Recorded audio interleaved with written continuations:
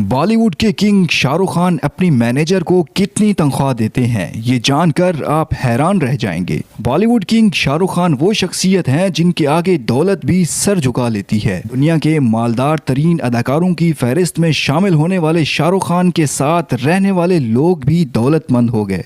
मगर क्या आप जानते हैं कि शाहरुख खान अपनी मैनेजर पूजा ददलानी को माहाना कितनी तनख्वाह देते हैं? पूजा ददलानी बॉलीवुड किंग शाहरुख खान के साथ साल 2012 से वाबस्ता है। पूजा शाहरुख खान के रोजमर्रा के कामों को शेड्यूल करती हैं। उसके अलावा वो उनकी IPL team Kolkata night Riders के कारोबारी मामलात की भी देखभाल करती हैं। इंडियन मीडिया रिपोर्ट्स के मुताबिक शाहरुख खान अपनी मैनेजर पूजा ददलानी को 60 लाख रुपए माहाना तनख्वाह देते हैं, जबकि पूजा सालाना 7 से 9 करोड़ रुपए वसूल कर रही हैं। 2021 में शाया की गई एक रिपोर्ट में पूजा ददलानी की कुल दौलत की मालियत 40 से 50 करोड़